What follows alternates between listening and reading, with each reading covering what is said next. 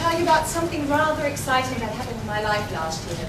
I went to my very first IATEFL conference ever. Yeah? And like most other delegates, I went to Mark Prensky's keynote lecture on how to engage students with the help of digital media. But to my undying shame, I have to admit that it wasn't the lecture as such that fascinated me most, but the fact that there were other delegates in the room tweeting about the lecture while it was being given.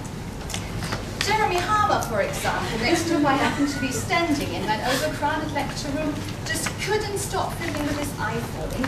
And as I found out later, he was having a lively discussion with other Twitter friends such as Kevin Wilson and Gavin Dudney about the validity of Prensky's claims. I must admit that I found this a bit curious and slightly nerdy at the time. Ultimately so intriguing that I decided to give up my misgivings about social networking media and set up my own Twitter account. What I experienced in the 3 or 4 months after I had joined Twitter was just simply amazing, because I met hundreds of competent and helpful ELT colleagues from around the world who are interested in exactly the same issues as I am.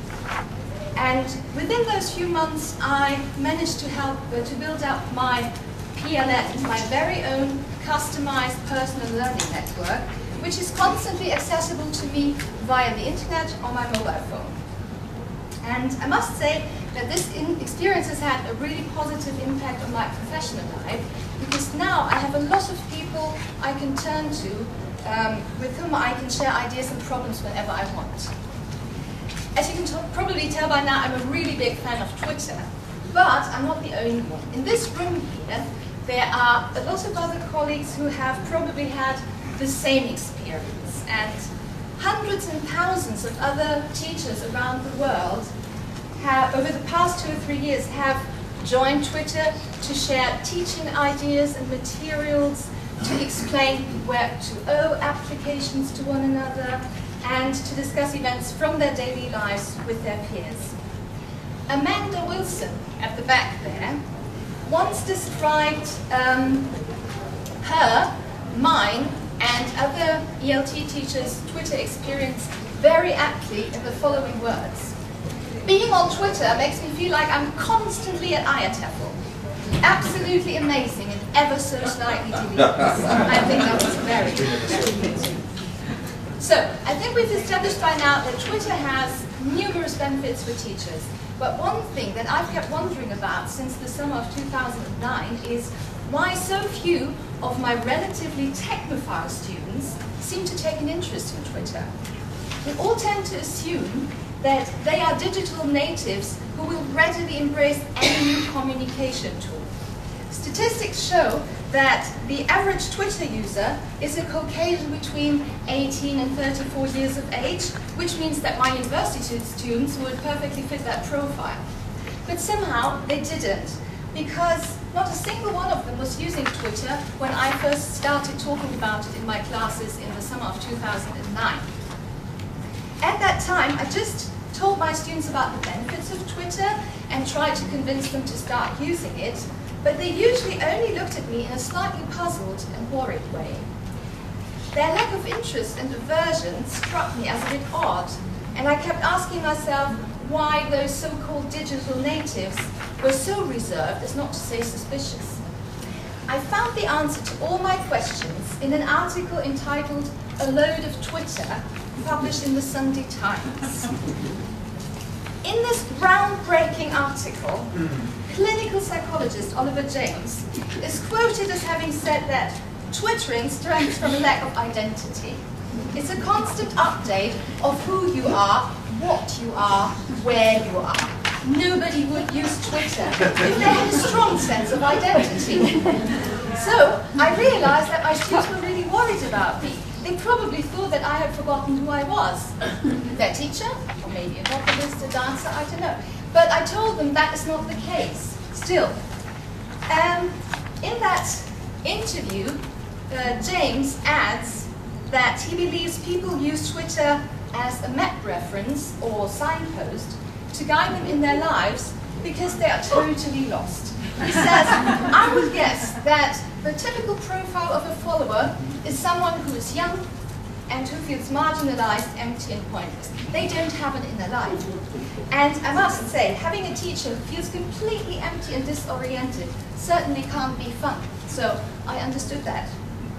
In that same article, Alan de Botton is also quoted as having said that Twitter represents a way of making sure you are permanently connected to somebody and somebody is permanently connected to you, proving that you are alive.